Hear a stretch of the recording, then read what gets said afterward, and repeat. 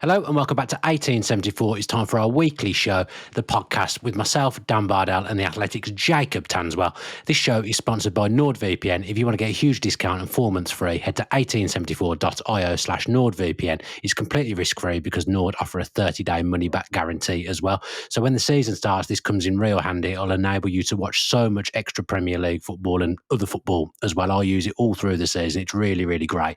So make sure you sign up for NordVPN using our link, and honestly, you'll get to watch as much football as you possibly want for a reasonable price. So do go and check out NordVPN. As I mentioned, I'm your host, Dan Bardell, joined by sneaky contract boy Jacob Tanswell of The Athletic. And Jacob, it caught on. It did catch on. How disappointed were you that nickname did catch fire a little bit on social media? Actually, it's quite surprising, or really unsurprising. I heard that when Greg went AWOL for a few podcasts a couple of years back, you gave him the nickname Global Greg. So it seems like every time one of us can't make your schedule, Dan, that you seem to offer revenge by trying to give us a nickname. It's caught on, but I think it might be a little bit of a fad. I think people forget about it in a few weeks' time, hopefully. So it is quite funny. I think a lot of people that don't watch this probably see the comments and probably don't understand what's going on. But yeah, I'm not taking it to heart. It's quite funny. Global Greg went like wildfire. It really did. You haven't got into those realms yet. It's not quite as catchy as it, Sneaky Contract Boy. But no, well, Global Greg sounds better than Sneaky Contract Boy, doesn't it? Yeah. I mean, maybe you'll come up with some sneaky contract boy news through this show, or some sneaky transfer boy news through this show. Who knows? I mean, you've done an article this morning. Well, I should say we're recording on Monday night here. So your article on The Athletic, Aston Villa's summer of uncertainty is not ideal preparation for a new Premier League season. Talk me through why you wrote this, Jacob. Probably goes against everything that Emery wants in terms of he wants to know who he's going to be working with during the season. He wants a settled team, but at the same time, he's always talking about being better today than he was yesterday and incremental progress. And you can't really do that on paper with the same set of players. And in some cases, actually, probably a worse squad than you ended the season with because... Yeah. Well, that's definite. Well, you haven't got the loan players, but then you've got players that have been featured in pre-season that initially, at the outset of the summer, weren't going to be part of plans. So this is probably the uncertainty that I was talking about. But I think Villa, if you speak to people at Villa, they understand that they've been quite surprised actually by how slow everything's gone and how difficult it has been to move players on and to churn over the squad a little bit more easy than they thought they would, although they kind of always understood that there was going to be a lot of issues this summer that they would have to deal with. It's not a case of just going out and buying a £60 million striker. They know they'd have to first sort out with PSR, which they left very late with the women's team.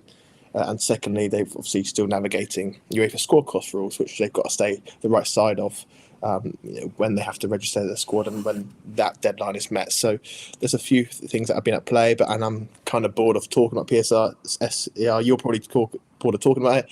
Viewers and listeners are probably bored of thinking about it, listening to it, just debating it online and with their friends. Let's just crack on with the football now. That's what I'm kind of thinking. And hopefully a few signings get done this week or maybe next. Oh, don't do that, because I was literally, my next question was going to be, how confident are you that, well, not confidence, not the right word, but my thinking is at the moment is that Villa will go into that first game of the season with kind of what they have now. I don't think that there'll be anyone new on board before the Newcastle game. It feels to me like it's very much going to be last few weeks. Villa are going to come alive. Well, Villa have started to look in the last. I think I've heard a few rumblings in the last week or so that Villa are starting to really try and set all this in motion in terms of being a bit more proactive in seeking and securing players. Okay. Nothing's close yet, and given that nothing is, they're not going to sign a player tomorrow. It'll be difficult for them to buy a player between now and Newcastle and for them to start a game or feature heavily in it. So you probably would say it's going to be a very similar team than what you've seen in pre-season. But there's a few more games, isn't there, of pre-season? There's three more games. So it's going to be interesting to see the dynamic of the squad and who looks like is just the strongest 11 for Emery. You look at the 11. The 11's good. And then Rollo and I spoke about this yesterday a little bit as well. If you to try and start to name the second 11, it's when you get to like the attacking positions where it feels a little bit short. Now, that makes complete sense because they haven't got Rashford anymore and they haven't got Asensio anymore. Buendia's come back in.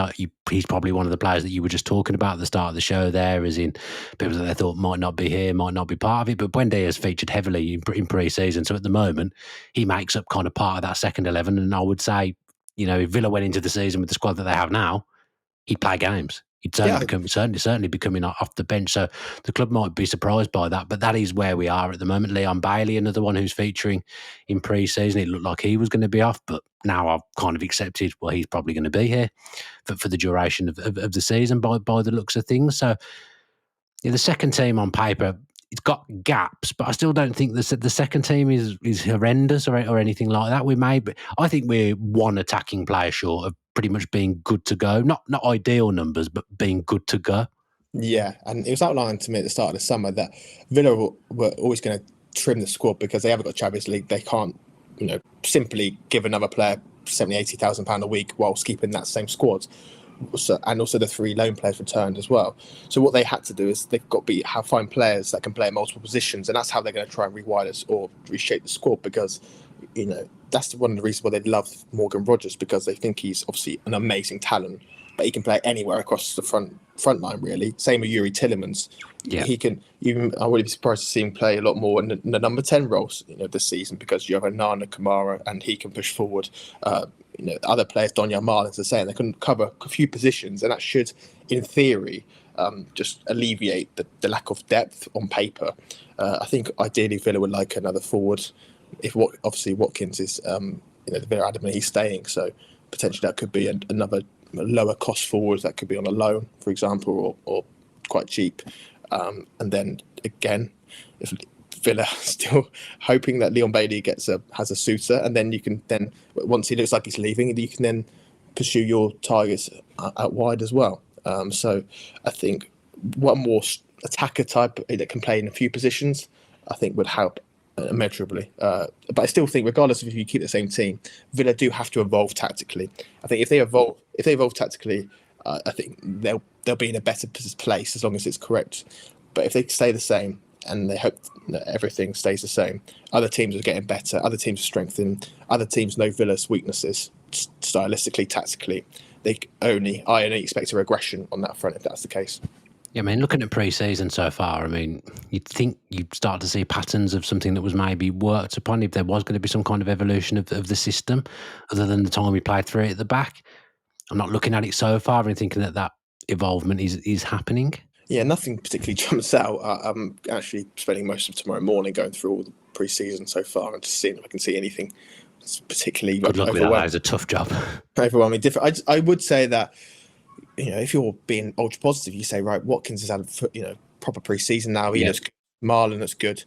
These attackers look refreshed. A lot of these players that potentially had disjointed pre-season last year because of the Euros are coming back with really quite fresh, really quite hungry, ready to prove themselves. Maybe some that are going to be getting new contracts, like we say, and they might have a little spring in their step as well. So we'll probably see better versions of some players from last year, but I still think Emery and the players, they do acknowledge that there needs to be a refresh, and they do acknowledge there needs to be some help.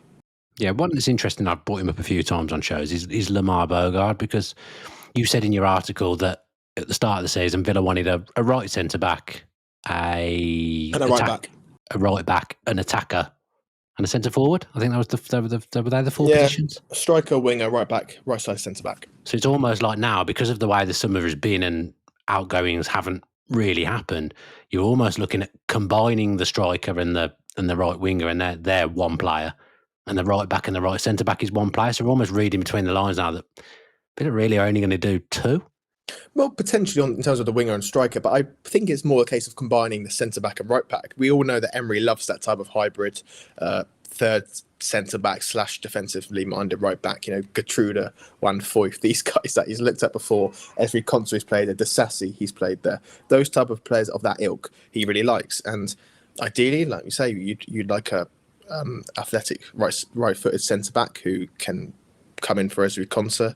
And then also you'd like a really good competition for Matty Cash. Financial scenario and situation means that's pretty unlikely now. So why don't you try and find a player that can cover both positions. That's what I think Villa are looking at now. Maybe if Leon Bailey goes, they can do a winger and a forward. But right now, I think a forward is certainly among the priorities.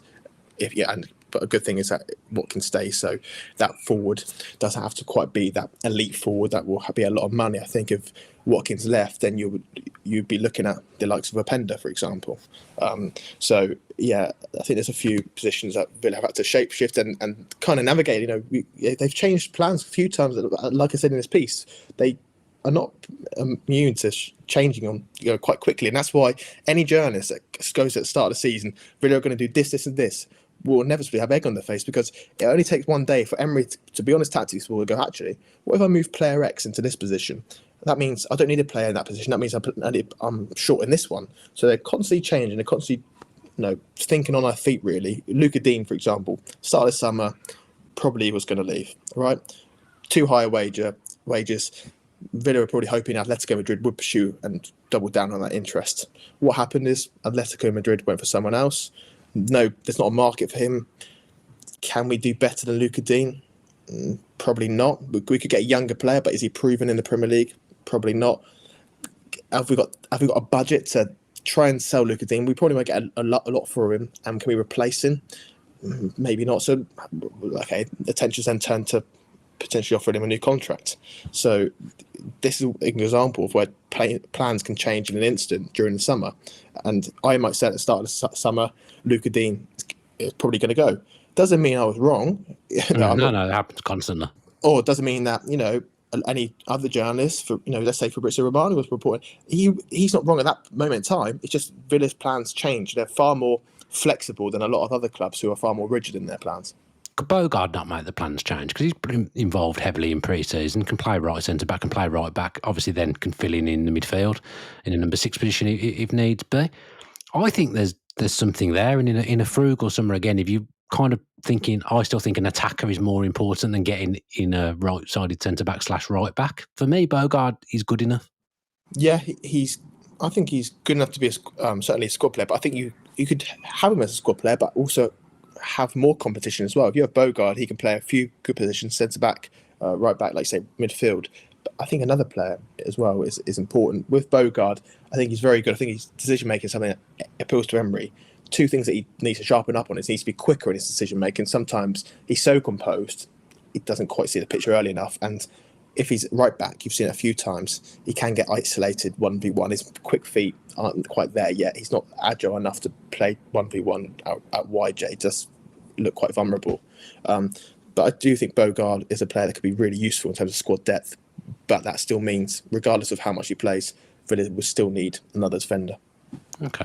Interesting. Well, let's see if Ezri Konsa gets injured for 5 months, right? All right, Jacob. Jeez. Yeah, but what are you going to trust Bogard to play there when it's not? He played a few positions. Probably not. Will you trust Mings and Powell to play together? Probably not in that terms of 2 left-footers. So yeah, you do need a reliable, properly specialist right back / right centre back. Okay. There's a couple of interesting tales that came out last night across social media, I think, than anywhere else. That Asensio and Fenerbahce not done yet. Villa can't afford Asensio, can they? They just can't.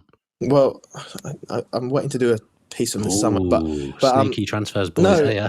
Well, essentially, at the end of last season, Emery and the close aides of Villa sat down with Asensio, and they said, "Thank you. I think you're really good, but we haven't simply got the budget to do it.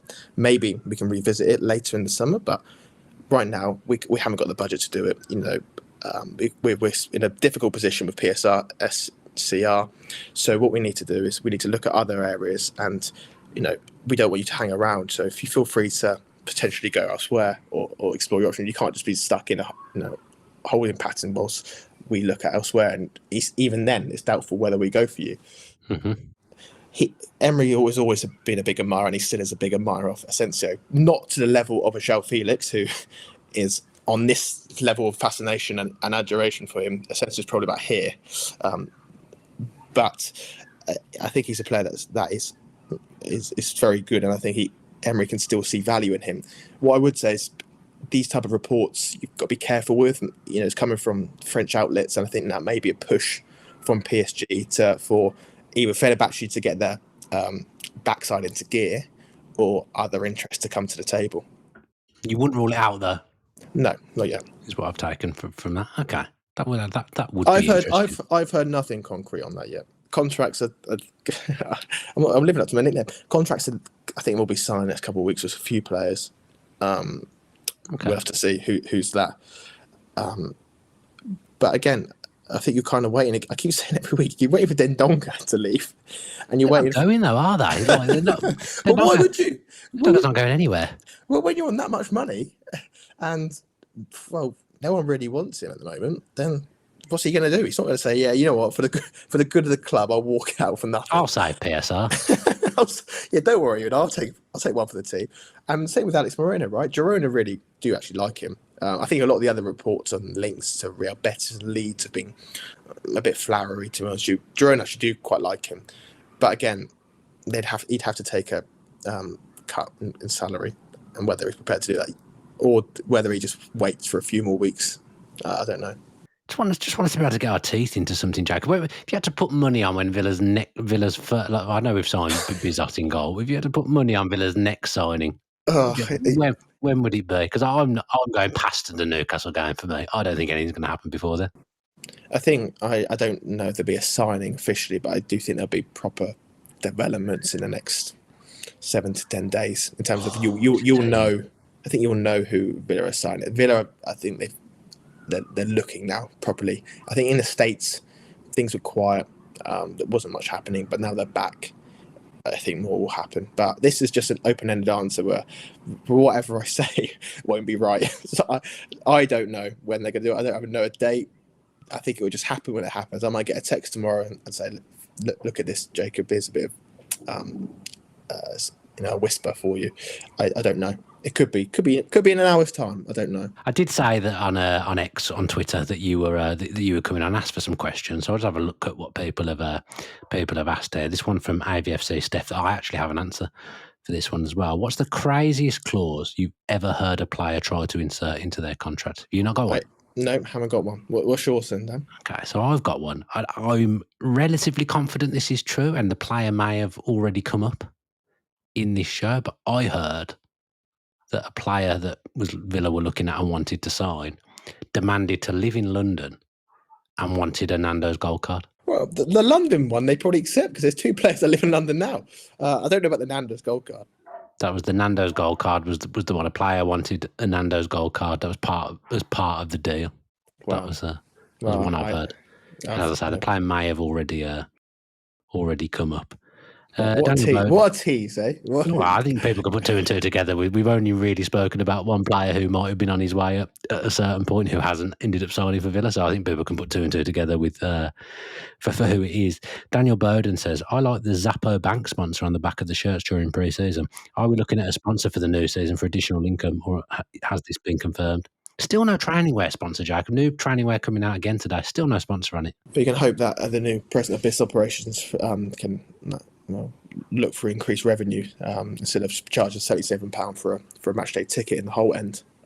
So, yeah, I think Villa's off the field. The reason why they've employed this guy so they can be a bit more creative in terms of looking for revenue and not just relying on Mr. Emery to improve the squad and hope that there's interest in that front and bathing in Champions League revenue and basically charging premium prices as a way of justifying revenue and gloating about it. So I still think there's so many revenue streams. I was looking at the programmes in Old Trafford last year, did that final game of the season. And okay, Aston Villa are Man United, they're not the commercial giant that they are. But every other page on that programme, they're advertising something else. It's ridiculous. Really? Yeah, and Villa really, they've got so many different avenues they could go through. Like we say, training ground, training kit, other areas as well. So that's good ways of raising income, isn't it? Yeah, I'd like to see some now. You'd like to think that training ground or training kit, or there's something surely that they can do that feels relatively simple, quick win. Not quick, Yeah. but an easy win to me that other clubs do that we're not doing. So yeah, I would expect to see that soon, surely. Hopefully, yeah. I think what the new regime. Hopefully, we'll have the heads switched on and they'll do that. I think he's only just come in the last. Yeah, I'm not getting few him weeks. at all. It's very early days. Yeah, of course, and yeah, hopefully that is a signal for better days as well. Yeah, I mean, this is something we should definitely speak about, actually, and a few people have asked it and a few people have referenced it. So Chrismo says here, I've read what Jacob has written about signing young players to make a profit and a clear strategy on recruitment. I've been pretty vocal in my questioning of the approach, but with how everything is going, how does the club evaluate the approach given our current situation? Because the Ozcan deal is very weird. Because surely when we signed him, we didn't say, yeah, we're going to try and flip you immediately. He must have thought he got a chance at something at Villa, but to have the option of a fee in with Anderlecht to me feels strange. I get it, but it feels strange. Yeah, the article I did was about 4 days before, so it's quite timely. I'd love to say that I'd known this was going to happen, but I did it. It was just a case of Villa are, like I said, there's two different strands to recruitment. The guys that are there to make the impact here and now, and then secondly, it's the guys that the gems, potential gems almost. So you have like Garcia and Nedeljkovic, these guys that are brought very cheap, low cost, low risk.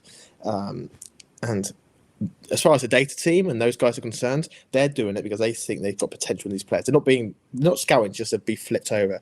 But ultimately, those guys are in charge of sanctioning loans of options to buy. It's the senior guys. So I think the Ozcan deal actually took a few people by surprise at the club, because I don't think they probably thought he would go on loan, but they didn't realise there may be an option to buy. And an option doesn't mean it's guaranteed to happen, though. No, so if he does well, he could come back.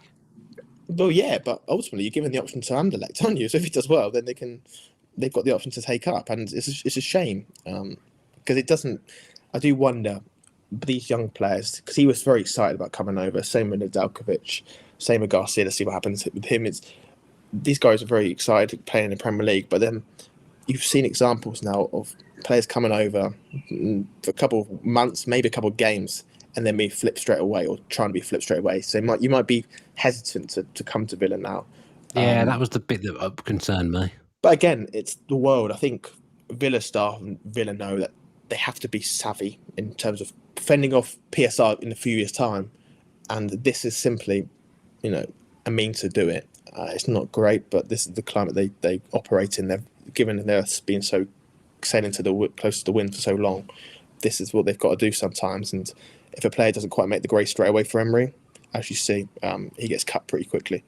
Yeah, I'm guessing if Emery had thought, "Wow, this guy's good," that option wouldn't have been there, would it? Yeah, but every single player is different, right? So Mascara's a different one. He right now, as of now, it doesn't look like he'll go on loan yet. He's got a lot of things to focus on with Colombia under-20 World Cup and everything like that. And right now his development is probably better suited to staying at Villa, be it in the under-21s. So maybe he could be a guy, one of the gems that break through. But yeah, it's a bit of a kick in the teeth, I guess, isn't it, for Ozcan?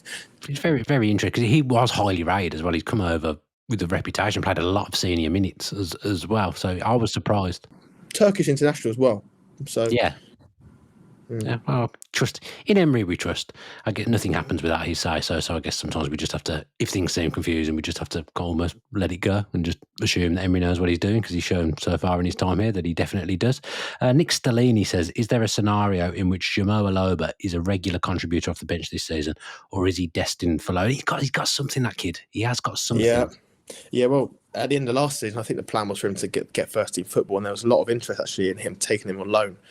That interest has not dissipated since then, and really it's been there ever since he signed for Villa. A lot of clubs loved Jamaldine before he signed for Villa a couple of years back, and he's stepped up a level ever since he's become number 10 and moved further forward.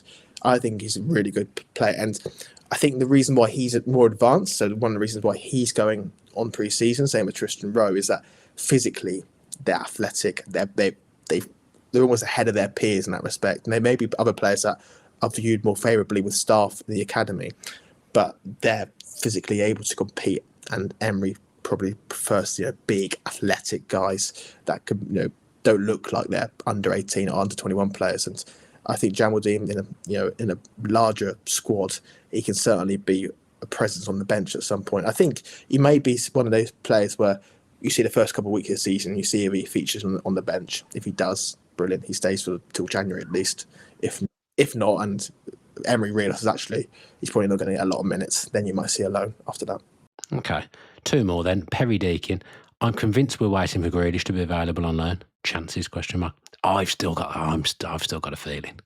You know him better than me on Grealish, Dan. What do you think? Don't you dare put this back on me, sneaky contracts boy. I don't deserve that. I've just got a feeling, just got a hunch that Villa are just waiting. I just think come the end of the window, come the last few weeks of the window, that might be one that comes alive. That's based on nothing but a feeling. I think Villa will use the loan market, so maybe with him or a Garnacho. I wouldn't rule that out.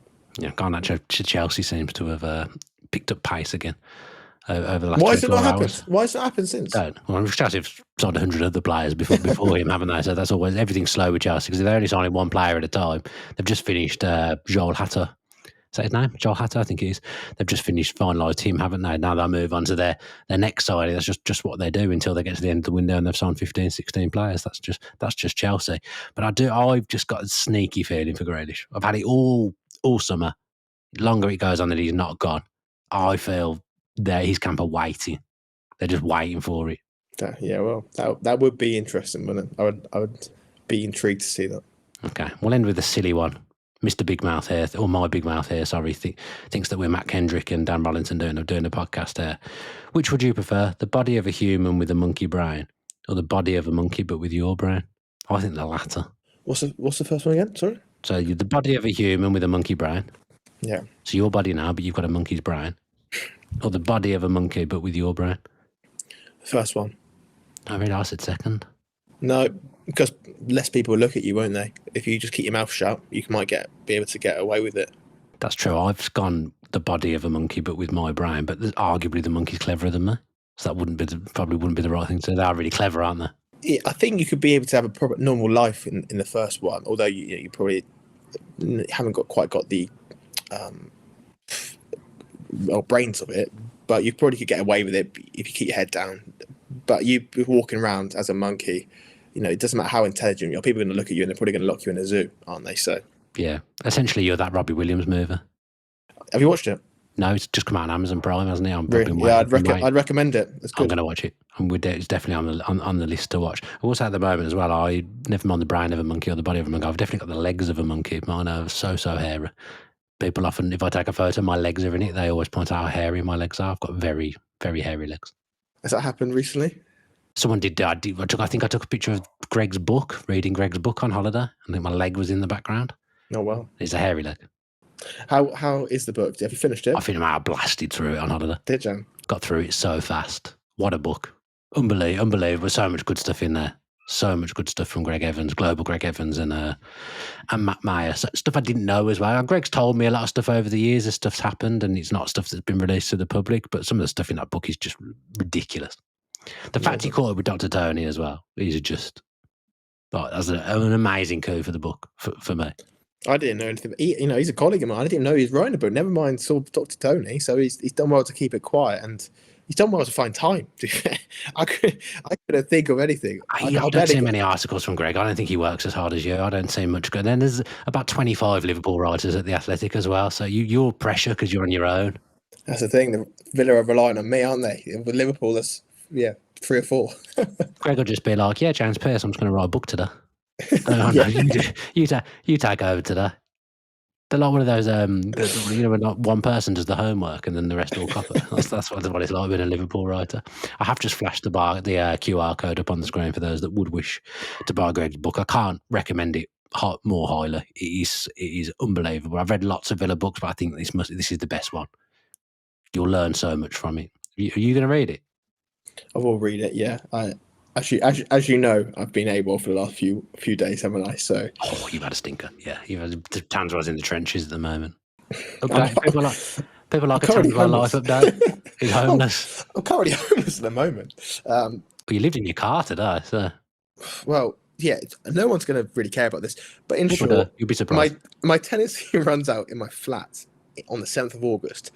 I was supposed to move into my new flat last week, but my new house last week. the people that I was doing a deal with had got on the contract the wrong month. They thought I could move in on the 3rd of August, but turned out to be 3rd of September. Obviously, Oh no. practically that's not very good. So yeah, I've had to perform a quick U-turn and find somewhere else in the same area that appeals to both of us, and it's been stressful whilst trying to navigate a transfer window, whilst getting loads of messages from people asking for transfer updates and getting messages from you, Dan, saying when can you come back on the podcast. You've got a house, but you fancy a podcast? Well, yeah. So it's been stressful, but hopefully, I've got some time now to do some transfers. Imagine if Villa were doing stuff whilst you were trying to do. You'd have had no chance. I know. But I had to do a few interviews last week. So I interviewed Keenan Davies. That was out. Yeah, it was good. That was. This week, I interviewed Kane Kessler-Hayden. Have you? Lovely man. Yeah, it'll be out this week. I look forward to that. There you go. Always providing. Always giving us content, Jacob. Thank you very much.